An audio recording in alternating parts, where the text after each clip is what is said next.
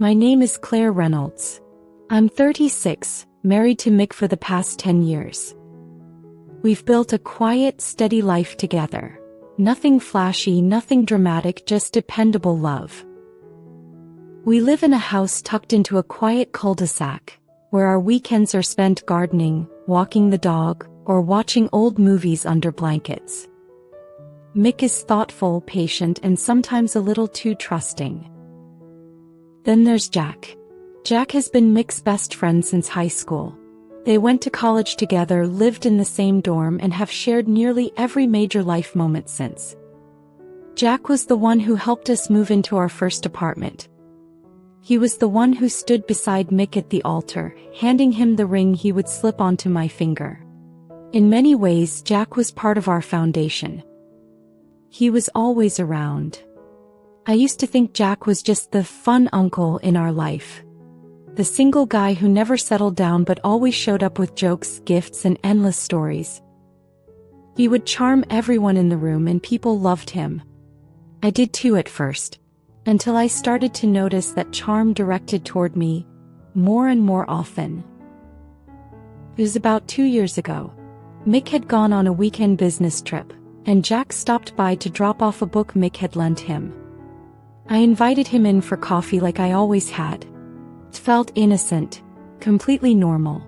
We sat at the kitchen counter, laughed about old college stories, and talked about life. Then he said, "You know, Claire, Mick hit the jackpot with you. I mean, you're smart, grounded, and beautiful." I smiled politely, thinking it was a compliment, but something in his tone made me pause. There was a pause too long after his sentence, like he was waiting for a reaction. I brushed it off. But after that day, Jack started appearing more often, offering help with little things, fixing the leaky faucet, changing light bulbs, helping me carry groceries. He always had a reason to stop by, and I always let him. One evening, Mick had a late shift at work and Jack dropped by unannounced again. He had wine and takeout, said he figured I might be lonely. I didn't know how to say no. I didn't want to be rude, he was Mick's best friend after all. So I let him in. That night, the conversation turned more personal. He told me he admired how I held our family together. That he sometimes thought about what life would have been like if he had met someone like me. "If it were me, I wouldn't let someone like you out of my sight," he said. I laughed nervously. "You're drunk, Jack." "Maybe. But drunk men tell sober truths, Claire." Something about that night stuck with me. It should have been the moment I told Mick. But I didn't. I didn't want to ruin their friendship. I didn't want to believe what I felt. That Jack was circling me like a wolf, slowly closing in. About 6 months later, Mick got sick. It wasn't serious, just the flu, but he was down for a week. I took care of him, worked remotely, and juggled household things. Jack started texting more frequently, checking in on both of us. Then one afternoon he showed up with soup.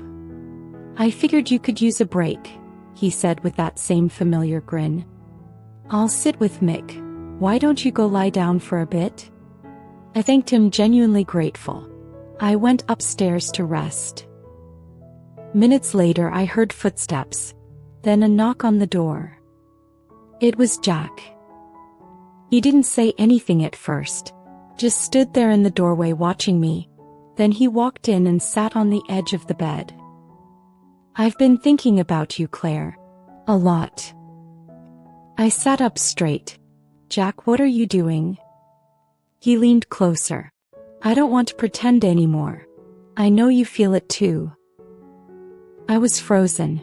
My heart was racing. I pushed him back, my voice shaking. "You need to leave. Now." He looked surprised, but only for a second. Then he smirked. "I'll go.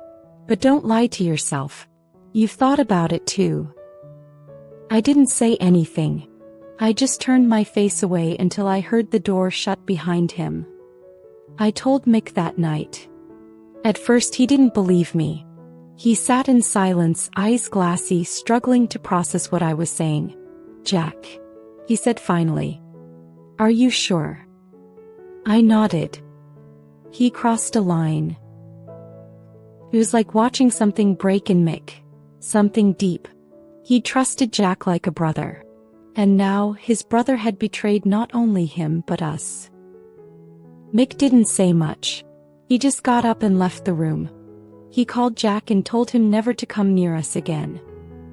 I don't know what Jack said on that call, but I know we haven't seen him since. It's been almost a year. Our marriage is still healing. Mick struggled with trust for a long time, not just in Jack but in himself. He blamed himself for not seeing it, for not protecting me. I blamed myself for not speaking up sooner.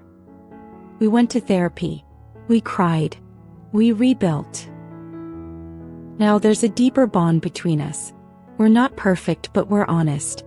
And we've learned that sometimes, the people you trust the most are the ones you need to watch the closest.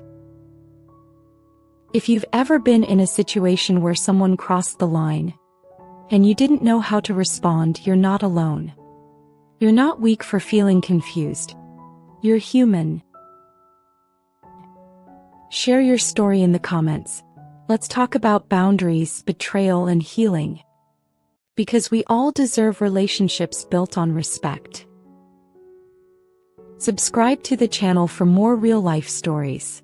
And if this touched you in any way, like, share, and leave a comment. Your voice matters more than you know.